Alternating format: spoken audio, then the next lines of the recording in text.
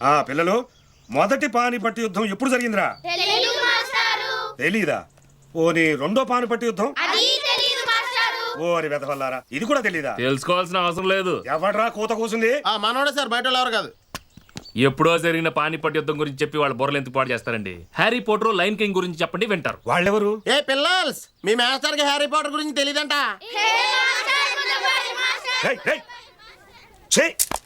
కూసేగాడిది మేసేగాడిది చెడగొట్టడం అంటే ఇదే. పిల్లలు, ఇప్పుడు మీ బుక్స్ తీయండి. హ్యారీ పోటర్ ఎవరంటే హ్యారీ పోటర్ 1.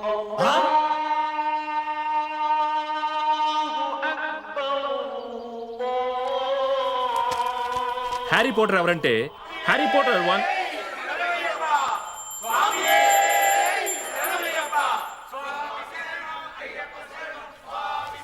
హ్యారీ పోటర్ వద్దు, లయన్ కింగ్ గురించి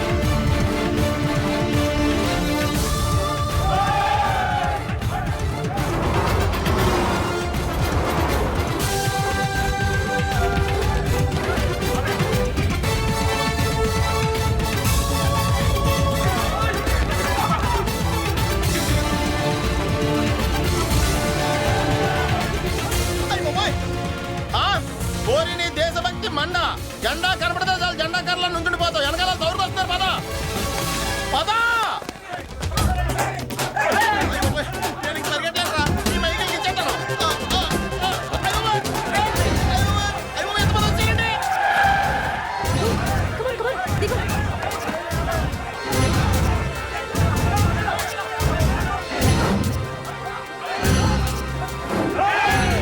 వద్దు వద్దు వద్దు, ముందు మాట్లాడుకుందాం. నచ్చకపోతే కొట్టుకుందాం. నేను చదువుకున్న నిరుద్యోగులు, మీరు చదువుకోని నిరుద్యోగులు. మతం పేరుతో భజనలు, రాజకీయం పేరుతో డప్పులు జేజేలు కొట్టి ఈ ఏరియాలో పిల్లలందరి చదువులు పాడు చేస్తున్నారు. ఈ హక్కు మీకు ఎవరిచ్చారు?